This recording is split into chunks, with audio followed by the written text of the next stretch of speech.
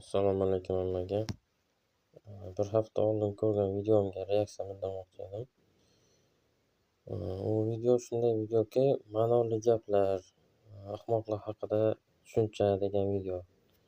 Hozir internetni kirsangiz, qaysidir saytga, YouTube'ga, Facebook, Instagram, shu video ko'rsatadigan saytlar. Hammasida ahmoqlarga qarshi gapirilgan gaplar bor. Nimaga deb agar e'tibor bersangiz, sababi aqlli insonlarni nafratlanadigan odami ahmoqlar bo'ladi. Aqlli insonlarga ahmoqlar yoqmaydi. Ya'ni aqlli insonlarni allergiyasi, ya'ni ahmoqlar. Ana shu ahmoqlar allergiyasi bo'ladi ularni. Bu allergiyaga qarshi esa sukut va ulardan uzoqlashish bo'ladi. Ya'ni tushunishim bo'yicha. Ahmoqlarni 2 xil toifaga bo'lsa bo'ladi, 3 xil toifaga bo'lsa bo'ladi deyishadi, lekin bularni hammasi bir xil toifadagi insonlar. Qaysi jins bo'lishidan qat'iy nazar, rangi, toifasi, irqi qanday bo'lsa ham ahmoqlarni bir xil turga bo'linadi, hammasi ahmoq deyiladi. U bizlar turga bo'lishimiz, ular bunday deyishimiz bizni ularning irqini yoki qandaydir mavqesini ajratishlik bo'ladi. Ahmoqlar hamma joyda bor.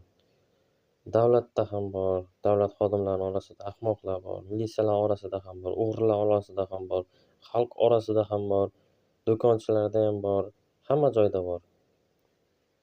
Ular ahmoqligi qayerdan bilinadi? Hammasini bitta gapi bo'ladi. Hammasi o'zini oqlashga va o'zini gapini o'tkazish uchun og'zini katta qilib to'ldirib, yuzini bunday jiddiy qiyofada olib gapiradi. Bema'ni gapni, o'ylanmasdan. O'zini tutishi jiddiy, yaxshi. Aqlli inson ham o'zini jiddiy tutadi. Og'zini to'ldirib gapirishlik yaxshi. Aqlli inson ham og'zini to'ldirib gapiradi. Lekin eng katta xatolik gapini o'ylanmasdan qanday gap? Bu gapni gapirgandan keyin natija nima bo'ladi? U insonning ko'ngli og'riydimi? Yoki men nima deb valdirayapman? Ertaga tarixga nima deb o'tilib qolaman meni hayotim demayapti. Ya'ni tarix axlatxonasiga ketishidan xabari yo'q.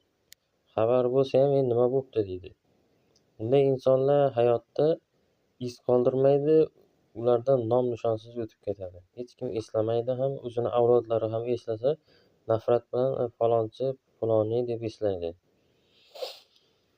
Men aytmoqchi bo'lgan gap, ahmoqlar ham aqlli bo'lsa